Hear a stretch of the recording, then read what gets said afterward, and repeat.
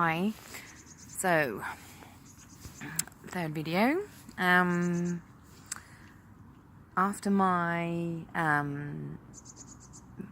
visit with the consultant telling me what kind of cancer I had and what stage they thought it was at and everything like that, I was sent off for, it was either an MRI or a CT scan. I can't quite remember, but it was one where you have the chemicals pumped into you so that they can see things more clearly. The consultant went through what was going to happen with me before my appointment, and it just made me laugh because you have to lie face down on this bed and you have to stick your boobs in these two holes. And I laughed and I said, oh my god, I'm going to get milked. All they needed was a little pumping machine. Felt like a bit like a cow, really. But yes, so let's just say that after everything that you go through during this, and what I've been through is pretty mild compared to what some people go through. Not a lot of dignity left, really.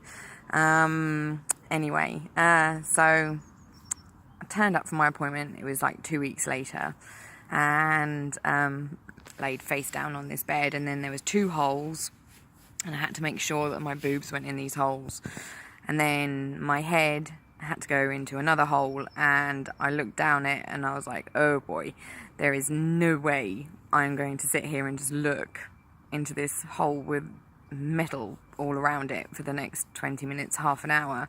So I asked them for some pillows, and they were lovely, got me some pillows, and so yep, I lay down, stick my boobs in the hole, ready to be milked.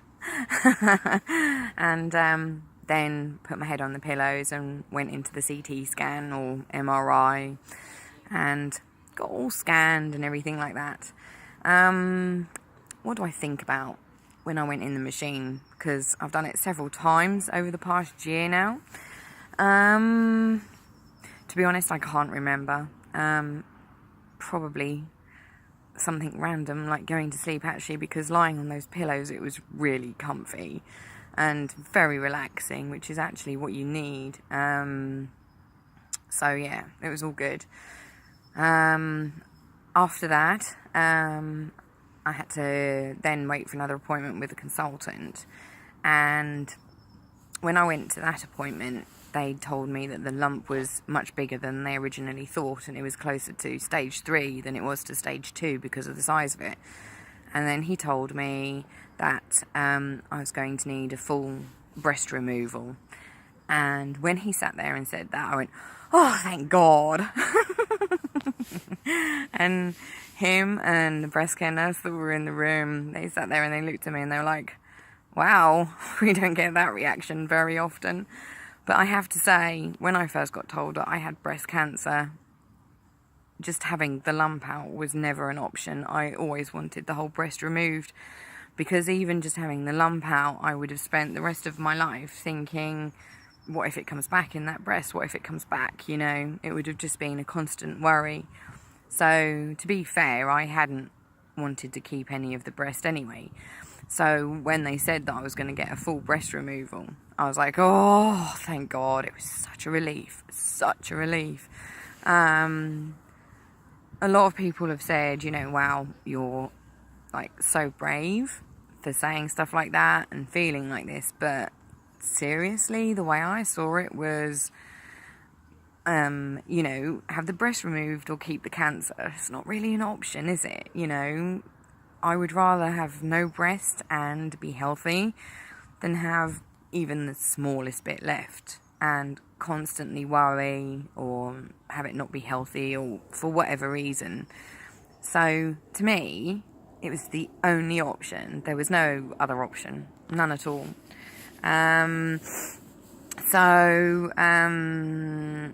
That all got sorted out, and they said that I was going to have the full breast removed.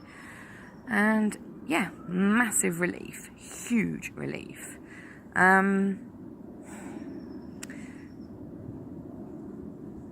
I suppose a lot of people have issues with, do you feel less of a woman or something like that? And the way I see it is actually no, I don't. I see myself as being more of a woman because of the battle that I've had to go through in order to get here. They said that I could have reconstruction. Again, no, that's never been an option. And now, even after having the breast removed, I still do not want a reconstruction. Because the scar that I have now is a part of who I am and shows the battle that I have fought in order to get here. And I don't want to hide that, and I'm not ashamed of it. And I'm not saying that people who have reconstruction are ashamed of it at all. Everyone deals with these things in their own individual way, and it's all good and it's all fine. And you deal with it the way that makes you feel happiest, the way that you feel more comfortable, and that's great. It's a very individual process. I don't think any two people deal with it in exactly the same way. Some people deal with it with humour, like me, in some ways rather a sick sense of humour, but nevertheless it's got me through. Some people deal with it by just coping, living day to day the way that they know best how. And that's also fine. If it gets you through, then it gets you through. I don't think anyone can tell you how you should feel, how you should deal with things, what your healing processes should be, because you've got to trust your own instincts and you've got to trust your own body, and only you know what is best for you. And for me, not having reconstruction is the best thing for me. So that's all good. That's all good. What has annoyed me is when people have said, oh, you shouldn't be behaving like this, or you shouldn't be doing that, you shouldn't be saying this. Why not? Why not? Who are you to tell me how I should be behaving under this circumstance? After you've had a breast removed, you've had your body hacked to pieces, and quite frankly, to deal with that, it's not a simple process. My body shape has changed, and I had two breasts for 30 odd years. I'm not suddenly going to come to terms with the fact that I only have one breast in a matter of weeks. Not only that, but I'm not going to have that much confidence in my body. It has quite frankly been through the wars, and these people here at the hospital have seen more of me recently than what I have, really.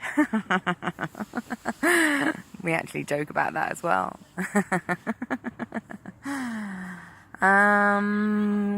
Yeah, so deal with it the way that you feel happiest, and if someone tells you that that's wrong, then they are the people that is wrong, because they have no idea what you personally are going through and feeling and suffering. Right, on that note, I'm going to sign off, get ready for my radiotherapy appointment, and I'll see you guys in the next installment. Not quite sure what I'm going to talk about yet, but I'm sure I can find something. Okay then, cheerio.